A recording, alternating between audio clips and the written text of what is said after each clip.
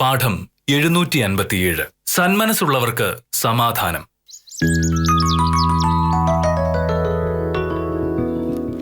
സമൂഹത്തിൽ അസഹിഷ്ണുതയും വർഗീയതയും ആപൽക്കരമായി പ്രചരിക്കുന്നുവെന്ന് പഠനങ്ങൾ സൂചിപ്പിക്കുന്നു. വിവിധ ജാതി മത സംഘടനകളും ചില രാഷ്ട്രീയ പ്രസ്ഥാനങ്ങളും വർഗീയതയെ പ്രോത്സാഹിപ്പിക്കുന്നതാണ് ലോകം ഇന്ന് നേരിടുന്ന ഏറ്റവും വലിയ പ്രശ്നം. അവധി ദിവസമായിട്ട് രാവിലെ വെറുതെ ഇരുന്ന് പത്രം വായിച്ചോണ്ടിരിക്കുകയാണോ? അവധി ദിവസം പത്രം വായിക്കണ്ട എന്നാണോ നീ പറയുന്നത്? എന്നൊന്നും ഞാൻ പറഞ്ഞില്ല. ഇന്നും നാളെ അവധിയല്ലേ. ശനിയാഴ്ച ഒരു ദിവസം കൂടി മോഹനയുടെ ലീവ് എടുത്തിട്ടുണ്ടെങ്കിൽ 4 ദിവസം ഒരുമിച്ച് അവധി കിട്ടും. നമുക്ക് വീട് വരേക്ക് ഒന്ന് പോയിട്ട് വന്നാലോ? നടക്കില്ല. ശനിയാഴ്ച എനിക്ക് താലൂക്ക് ഓഫീസിൽ ഒരു പ്രധാനപ്പെട്ട യോഗമുണ്ട്. അതിൽ നിന്ന് മാറി നിൽക്കാൻ പറ്റില്ല. കഷ്ടമുണ്ട് മോഹനേട്ടാ. ഓരോരുത്തപ്പെട്ട സർക്കാർ ഉദ്യോഗസ്ഥരൊക്കെ ശനിയാഴ്ച അവധി എടുത്ത് നാട്ടിൽ പോവുകയോ ടൂർ പോവുകയൊക്കെ ചെയ്യും. മോഹനേട്ടൻ മാത്രം അതിലൊന്നും ഒരു താല്പര്യമില്ല. എന്തു പറഞ്ഞാലും സർക്കാർ കാര്യം. ഇങ്ങനെ നാട്ടുകാരുടെ കാര്യം മാത്രം നോക്കാതെ വല്ലപ്പോഴും സ്വന്തം കാര്യം കൂടെ നോക്കണം. ഇന്നത്തെ അവധി എന്തിനാണെന്ന് എനിക്കറിയാമോ? നബിദിനം. നാളെയോ? ക്രിസ്മസ്. മറ്റുള്ളവർക്ക് വേണ്ടി മാത്രം ജീവിച്ച 2 മഹാന്മാരുടെ ജന്മദിനമാണ് ഇന്നും നാളെയും. അതിന്റെ പേരിൽ കിട്ടുന്ന അവധിയോടുകൂടെ ഒരു ലീവ് കൂടി എടുത്ത് സ്വന്തം കാര്യം നോക്കണമെന്നാണ് നീ പറയുന്നത്. മോഹനേട്ടാ, ഞാൻ തോറ്റു. ഇനി ഞാൻ എന്തെങ്കിലും പറഞ്ഞിട്ടുണ്ടെങ്കിൽ മോഹനേട്ടൻ ഖുർആനും ബൈബിൾ മുഴുവൻ എന്നെ പഠിപ്പിക്കാൻ വരും. അതുകൊണ്ട് തൽക്കാലം ഞാൻ രാജിവെച്ചു.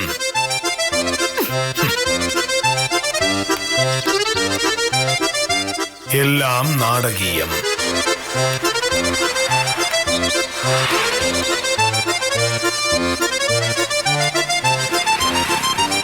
സാറേ,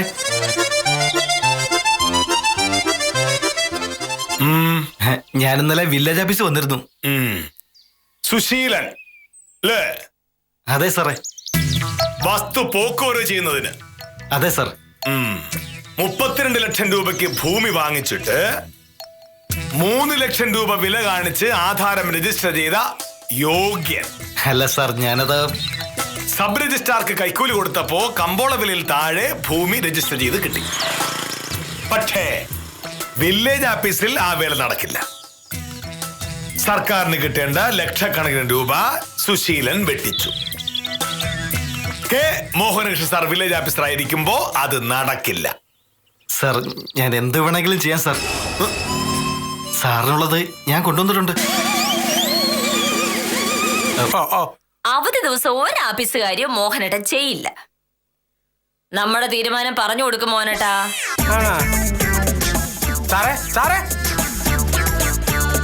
കാര്യം ഉത്തമന് മനസ്സിലായില്ലേ?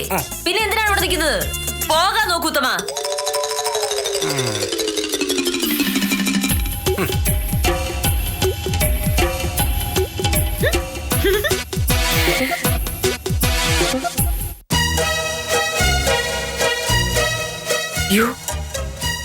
ചേച്ചി വരുമല്ലോ. അപ്പൊ എന്ത് ചെയ്യ? മോഹനേട്ടാ,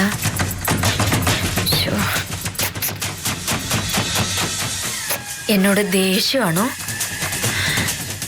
അല്ല, ദേഷ്യമായിരിക്കുമല്ലോ.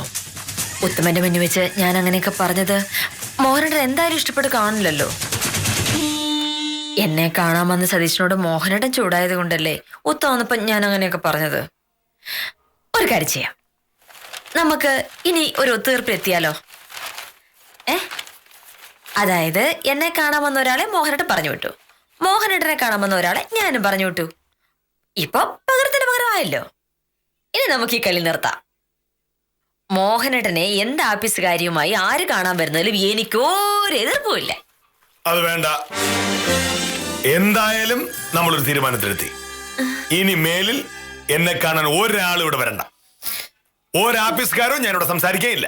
ആഫീസുകാരുമായി ആര് വന്നാലും ഞാൻ അവരെ പറഞ്ഞു വിടുകയും ചെയ്യും. പിന്നെ നിന്നെ കാണാനും ആരും വരാൻ പാടില്ല. ആരെങ്കിലും വന്ന വരുന്നോ വിവരം.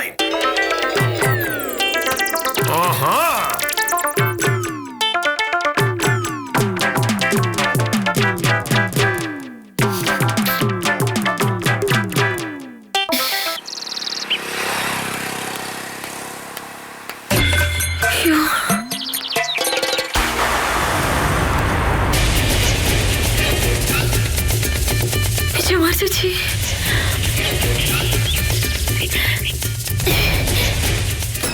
നമസ്കാരം ചേച്ചി. ചേച്ചി ഇത്ര പെട്ടെന്ന് നിങ്ങൾ വരുമെന്ന് ഞാൻ കരുതിയില്ല. മോഹനേട്ടൻ ഇവിടെ ഇല്ല. ചേച്ചി പോയിട്ട് 2 ദിവസം കഴിഞ്ഞിട്ട് വന്നാൽ മതി. 2 ദിവസവും ഇനിയും വൈകിയ പ്രശ്നമാവില്ലേ വക്കീലെ? ഇന്ന് നാളെ അവധിയല്ലേ. മറ്റന്നാൾ മോഹനേട്ടൻ ആഫീസിൽ എന്ന് കണ്ടാ മതി. ഞാൻ മോഹനേട്ടൻ കാര്യമെല്ലാം പറഞ്ഞോളാം. സാറ് വരുന്നവരെ വേണമെങ്കിൽ ഞാനിവിടെ നിക്കാം. എന്തായാലും വന്നില്ലേ, കണ്ടിട്ട് പൊയ്ക്കോളാം. അതുകൊണ്ട് പ്രത്യേകിച്ച് കാര്യമൊന്നും ഉണ്ടാവില്ല. മോഹനേട്ടൻ വരാൻ ഒരുപാട് വൈകും.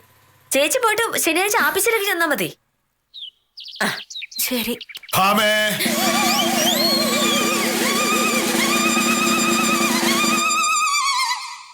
ആ വിളിച്ചത് സാറല്ലേ?